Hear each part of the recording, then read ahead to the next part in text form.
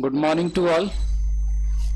आज हमारी 17वीं क्लास है और इस 17वीं क्लास में हम देखेंगे कि आपको जो मैंने होमवर्क दिया था पूंजी खाते बनाने के लिए और चिट्ठा तैयार करने के लिए, तो सिर्फ 2 ही व्यक्तियों के पास हमारे आंसर आए हैं। व्हाट्सएप पे हमें भेजा गया 2 व्यक्तियों ने, बाकी किसी ने नहीं भेजा है, तो आप पर जिनने नहीं भेजा उनके लिए फ़ाइन है। ठीक है, अब यहाँ पर देखेंगे कि जो हमने आपको होमवर्क दिया था कि पूंजी खाते और चिट्ठी कैसे बनाने, आपने जिनने किए हैं उनके कुछ मिस्टेक हैं, वो आपने मिस्टेक चेक करेंगे। जैसे रोकड़ में मिस्टेक की हुई है, तो ये तो है आपका पुनर्मूल्यांकन खाता जो हम बना चुके थे। यहाँ पर हम बनाएंगे पूंजी खाते। ठीक है, तो यहाँ पर हम पूंजी खाते तैयार करते हैं। जिनने करके भेजे हैं वो अपने पूंजी खाते चेक करेंगे क्या मिस्टेक की है। तो रोकड़ में मिस्टेक की गई है। ठीक है, आपकी मिस्टेक कहाँ पर है? रोकड़ में और आहरण की राशि निकालने वाली में।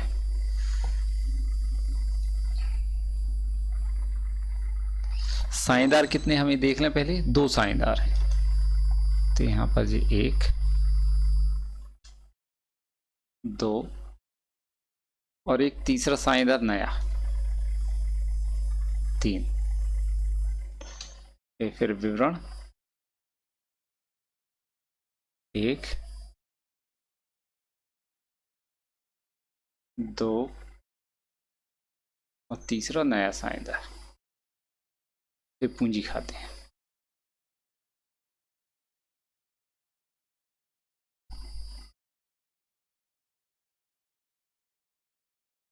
विवरण का कॉलम, साझेदार के नाम देखेंगे हम क्या क्या हैं। चंदर और दामिनी। चंदर दामिनी। ओके, तीसरा साझेदार नया कौन है? एलिना। तीसरा साझेदार कौन है? एलिना।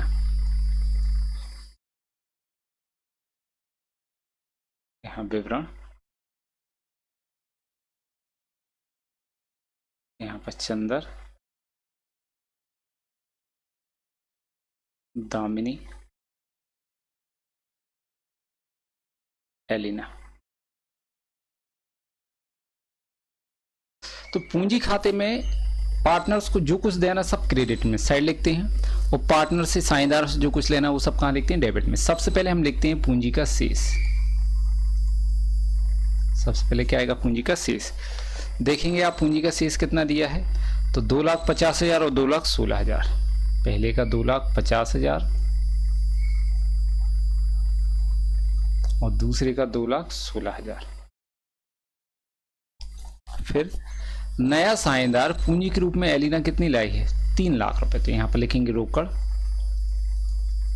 नए साझेदार ने पूंजी के रूप में कितना पैसा दिया है? 3 लाख। तो ये लिखेंगे 3 लाख रुपए क्रेडिट में, क्योंकि एंट्री क्या होती है? रोकड़ खाता डेबिट पूंजी खाते से। ठीक है, फिर ख्याति के लिए कितना दे रहे हैं? ख्याति के लिए अपने भाग के लिए 50,000 लाएगी, जिसके आधे भाग का चंदर और दामिनी आहरण कर लेंगे।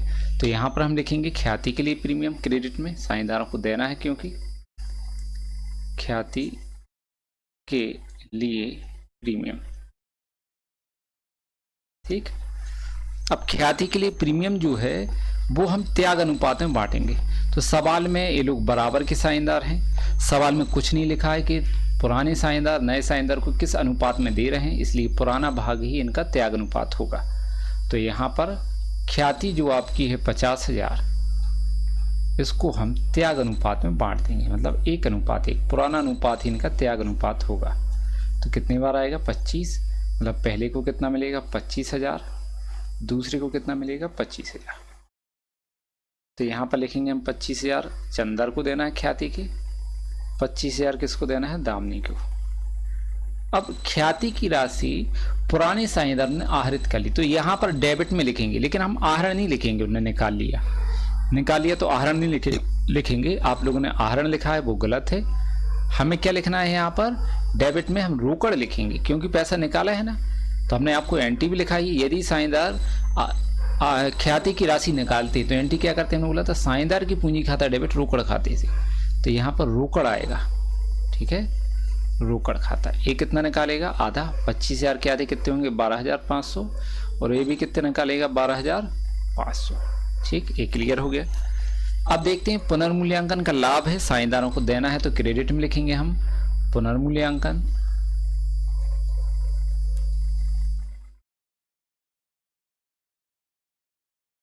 पुनर्मूल्यांकन 20,875,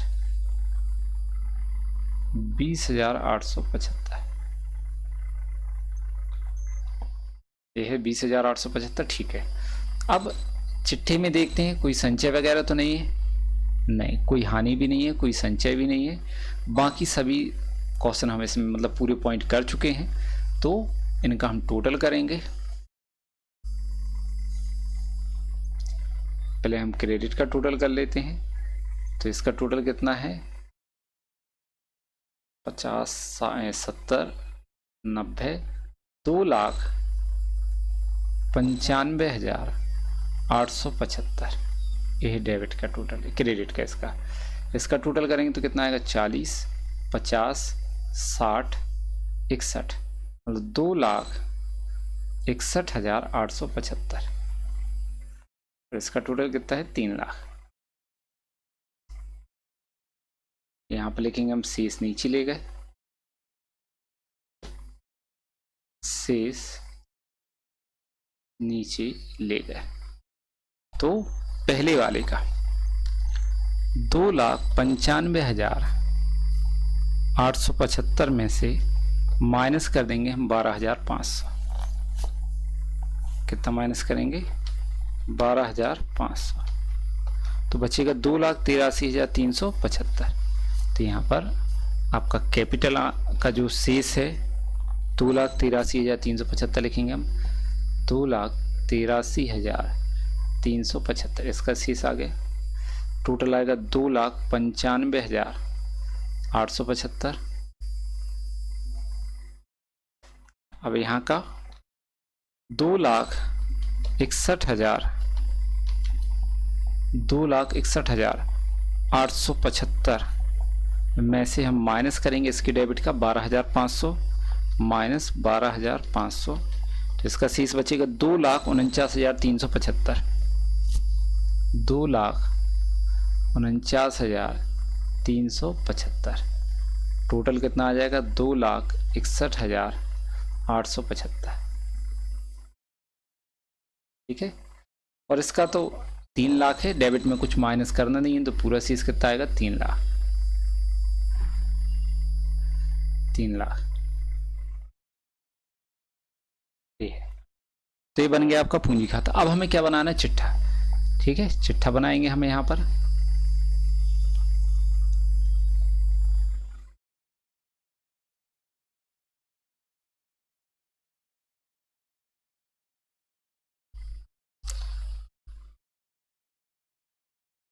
आपको हमने यदि कोई चीज़ होमवर्क दिया है तो आपको उसको करना ज़रूरी है। आप लोगों ने जिन्हें नहीं किया उसके लिए उनको नुकसान होगा। ठीक है, तो यहाँ पर हम लिखेंगे चिट्ठा, ये दायित्व पक्ष है, राशि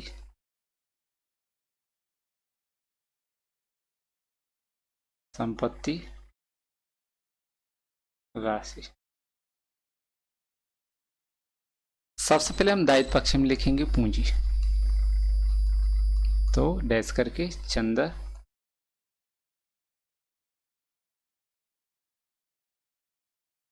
दामिनी और थर्ड कौन है एलिना। अब देखेंगे इनके पूंजी खाते का शेष 2,83,375, 2,83,375 पहले का। दूसरे का 2,49,375, 2,49,375 और तीसरे का कितना है पूंजी का शेष 3 लाख। इनका टोटल करेंगे 5 दूनी 10, 7 दूनी 14 और 1 15 की 5 हाथ के 1, 3 दूनी 6 और 1 7, 9 3 12 की 2 हाथ के कितनी 1, 8 4 12 और 1 13 4 3 7 और एक 8, मतलब 8,32,775। अब यहाँ पर देखेंगे हम और उनका चिट्ठा क्या क्या है दायित्व पक्ष में। तो लेनदार 1,04,000, लेनदार कितना है 1,04,000, लेनदार के बाद और कोई दायित्व नहीं। संपत्ति में आ जाएंगे बैंक में रोकड़, ठीक है। तो यहाँ पर लिखेंगे हम बैंक में रोकड़ कितना है, या तो बैंक में रोकड़ जो है उसमें ही हम नए साझेदार का पैसा जोड़ के लिख सकते हैं या फिर अलग से, तो आप चाहो तो एक साथ लिख दो। तो बैंक में रोकड़ कितना है 30,000, तो हम लिखेंगे 30,000 प्लस करेंगे नया साझेदार पैसा लेके आया। तो नया साझेदार पूंजी के रूप में कितने लाए 3 लाख, ख्याति के कितने लाए 50। तो 50,000 में से आधे पैसे इन्हें निकाल लिए हैं, आधे कितने 25,000। तो यहाँ पर हम लिखेंगे जो नया साझेदार है एलिना, उसका हम कितना पैसा जोड़ेंगे 3,25,000 जोड़ देंगे, ठीक है, क्योंकि आधा पैसा उन्हें 50,000 में से निकाल लिया है। तो यहाँ पर आ जाएगा 3,55,000, ये आ गया। तो संपत्ति प्राप्य बिल कितना है प्राप्य बिल 45,000। इस 45,000 में से इसकी वैल्यू कितनी कम हो गई 2,250, ठीक है। तो कितना आ जाएगा 42,750, ठीक है। फिर देखेंगे आप आगे देनदार 75,000। तो देनदार में आपको क्या याद रखना है कि जो देनदार थे 75,000, इसमें देनदारों कितने बढ़ गए थे 5,000 रुपये की वृद्धि हो गई थी। तो देनदार कितने हो गए 80,000। इसमें से हमने संचय बनाया था, माइनस संचय करेंगे देनदारों पर डूबत ऋण संचय, और डूबत ऋण संचय कितना था 4,000। 4,000 माइनस करेंगे तो कितने बचेंगे 76,000, ठीक है। फिर आगे देखेंगे देनदार के बाद फर्नीचर 1,10,000, ठीक। फर्नीचर में कमी हुई थी 10%, 11,000। तो यहाँ लिखेंगे फर्नीचर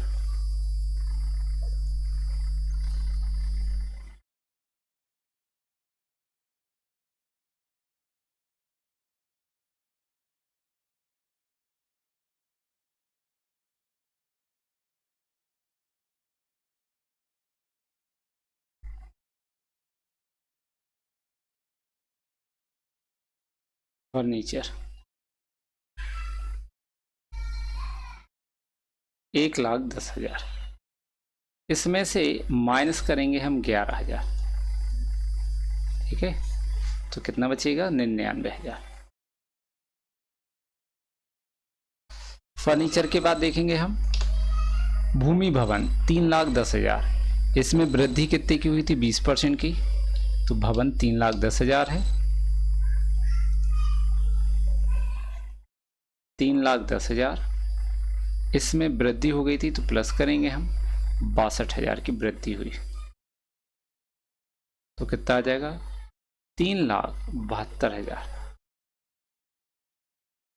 ठीक है, 3,72,000।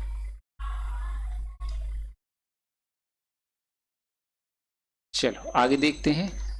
तो चिट्ठी में ब्रोकर प्राप्य देनदार फर्नीचर ये सब हो गए, यहाँ भी सब हो गया।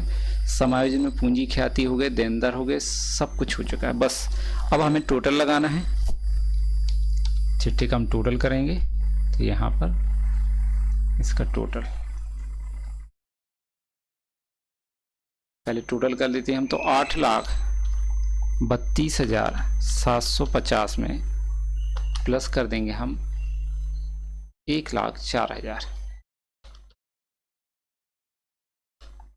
9,36,750 यहाँ का टोटल 9,36,750। इसे हम संपत्ति का टोटल करेंगे। तो 3,55,000, 42,750 प्लस 76,000 प्लस 99,000 प्लस 3,72,000। ठीक है, तो यहाँ का टोटल आ रहा है 9,44,750। तो यहाँ पर 9,36,750 कितने का डिफरेंस है? माइनस 9,36,750 माइनस करेंगे तो 8,000। 8,000 क्या है यहाँ पर देख लेते हैं, चेक कर लेते हैं। तो हाँ, एक दायित्व बचा हुआ है, समायोजन के अपन एक चीज छोड़ दी है। तो यहाँ पर देखो लिखा था लास्ट में, फर्म के विरुद्ध क्षतिपूर्ति का एक दायित्व था, है ना, क्षतिपूर्ति के लिए दावा। तो यहाँ पर हम चिट्ठी के दायित्व पक्ष में लिखेंगे क्षतिपूर्ति हेतु दावा कितने का है? 8,000। तो अब चिट्ठी का योग कितना होगा? लिखेंगे 9,44,750 दोनों साइड का टोटल। यहाँ भी हम चेंज कर देंगे,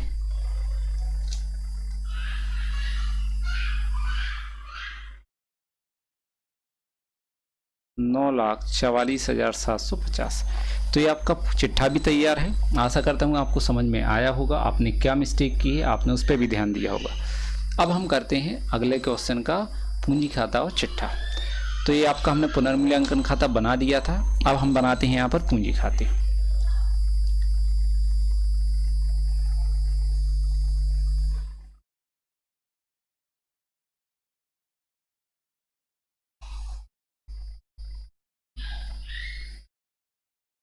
इसमें कितने साझेदार हैं ये भी देख लेते हैं हम। 2 साझेदार, एक नया है तो 3। तो 1 2 3। ऐसे यहाँ पर विवरण 1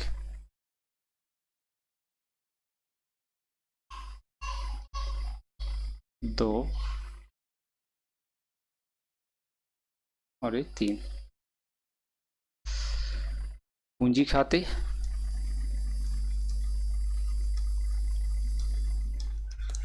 A B and C, A B and C। सबसे पहले हम क्रेडिट में लिखेंगे पूंजी का शेष। A B C की पूंजी देखेंगे 1,80,000 और 1,50,000। तो यहाँ पर लिखेंगे हम 1,80,000, दूसरी का 1,50,000 डैश करके फिर यहाँ लिखेंगे रोकड़। नया साझेदार पूंजी के रूप में कितना पैसा दे रहा है तो वो लिखना हमारे लिए। देखेंगे यहाँ पर 1,00,000 रुपए, ख्याति कितना दे रहा है 60। तो पहले हम पूंजी लिखेंगे 1,00,000 और यहाँ लिखेंगे ख्याति के लिए प्रीमियम, ख्याति के लिए प्रीमियम। ख्याति का पैसा नगद दे रहा है क्या? वो 60,000 रुपये ख्याति के लाने अपने भाग के लिए लाएगा। ठीक है, तो ख्याति की राशि का विभाजन हम किस अनुपात में करते हैं? त्याग अनुपात में। तो यहाँ पर जो ख्याति है 60,000, उसको हम त्याग अनुपात में बांटेंगे। यदि सवाल में कुछ नहीं लिखा है तो पुराना अनुपात ही उनका त्याग अनुपात होगा, मतलब 2:1, क्योंकि ये नहीं कहा गया है कि नए साझेदार को कौन कितना दे रहा है।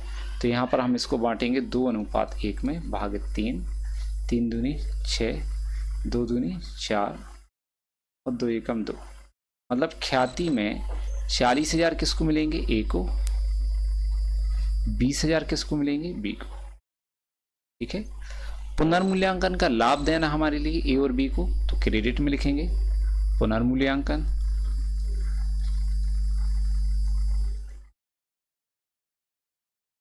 पुनर्मूल्यांकन इसको कितना मिलेगा? 18,000 और इसको 9,000।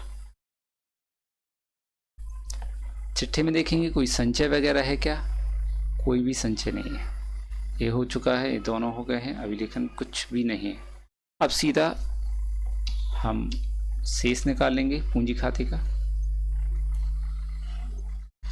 तो पहले क्रेडिट का टोटल करते हैं। इनका टोटल कितना है, 81, 20, 90, 30, 1,02,38,000। कितना आएगा, 2,38,000। इसका टोटल करते हैं हम तो 70, 1,79,000। इसका कितना है, 1,00,000। डेबिट में कुछ भी घटाने के लिए नहीं है, मतलब शेष यही रहेगा। तो हम डेबिट में लिखेंगे शेष नीचे ले गए, कितना, इसका पूरा 2,38,000। यहाँ पर 2,38,000। इसका 1,79,000, 1,79,000। और ये वाला कितना है, 1,00,000।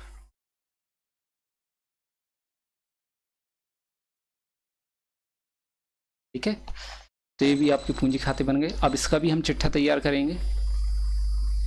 तुलन पत्र मतलब क्या होता है, चिट्ठा। तो इसका भी हमें चिट्ठा तैयार करना है।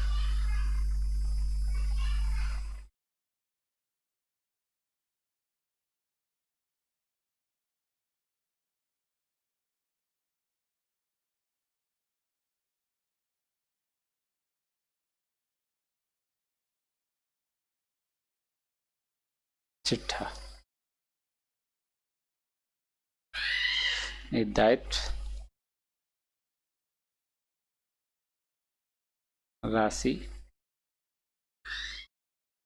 संपत्ति, राशि। सबसे पहले दायित्व पक्ष में हम क्या लिखेंगे, पूंजी, ए, बी एंड सी की। तो ए की कितनी है, 2,38,000। बी की कितनी है, 1,79,000।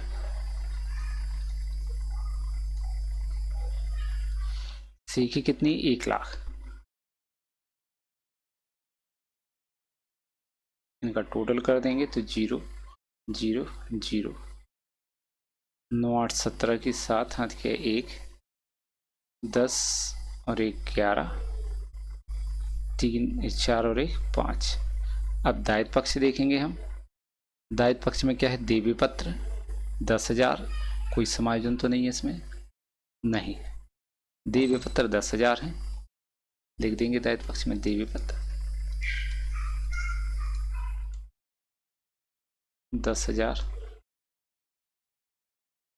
और देखेंगे दायित्व पक्ष में लेनदार 58,000 और एक समायोजन थी, गैर अभिलिखित लेनदार कितने, 1,000, मतलब वृद्धि हो गई। तो यहाँ लिखेंगे संपत्ति दायित्व पक्ष में लेनदार 58,000 और इसमें हम प्लस कर देंगे 1,000 जो वृद्धि हुई है। तो 1,000 हमने प्लस किया तो लेनदार कितने हो गए, 59,000। ये आ गया आपका लेनदार। अब लेनदार के बाद देखेंगे हम, लेनदार के बाद बकाया व्यय मतलब आदित्य व्यय कितने हैं, 200 रुपये, 2,000 रुपये। दायित्व पक्ष में लिखेंगे आदित्य व्यय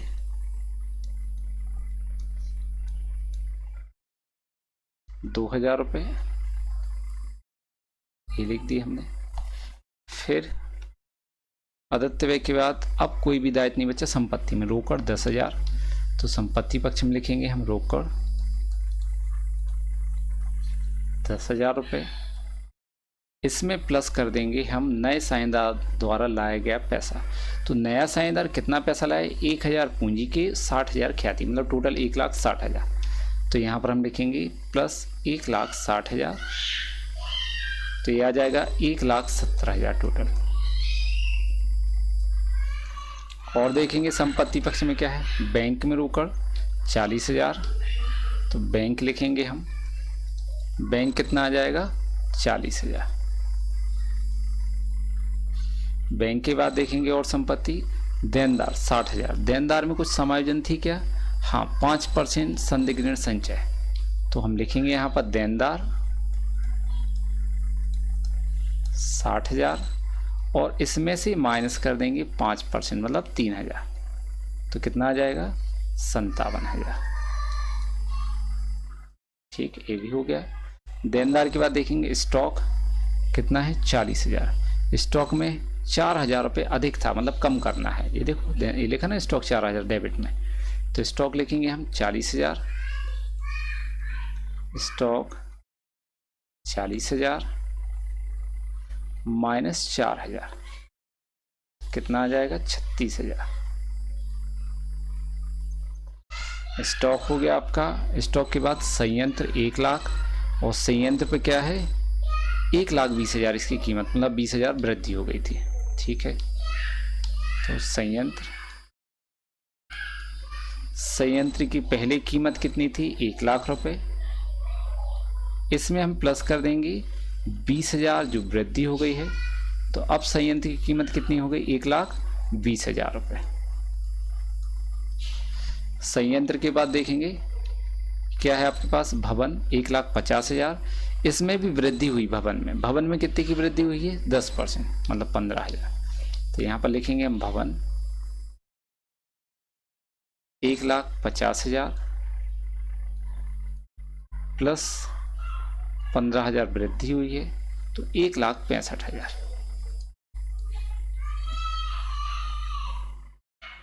ठीक है, ये वृद्धि हो गई। अब देखेंगे आगे, भवन में वृद्धि है, संयंत्र भवन स्टॉक देनदार रोकड़ सब हो गया है। समायोजन में ये भी हो गए हैं, संयंत्र स्टॉक फर्नीचर सब कुछ कंप्लीट है।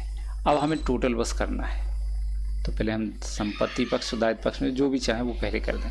दायित्व का पहले कर देते हैं, तो 5,17,000, ठीक है, प्लस करेंगे हम 10,000, फिर प्लस 59,000, फिर प्लस 2,000, 5,88,000। दायित्व का टोटल कितना 5,88,000। फिर संपत्ति पक्ष का टोटल करेंगे तो 1,70,000 plus 40,000 plus 57,000 plus 36,000 plus 1,20,000 plus 1,65,000। इसका भी टोटल है 5,88,000। तो दोनों साइड का टोटल बराबर आ रहा है, मतलब आपका सवाल सही है। ये सवाल में जब आप पूरे कंप्लीट क्वेश्चन करते हैं ना, पुनर्मूल्यांकन खाता, पूंजी खाते और चिट्ठी, आपके पूरे आंसर सही आते हैं, तो ये मतलब ये समझ लो कि आपको हर चीज़ समझ में आ रही है।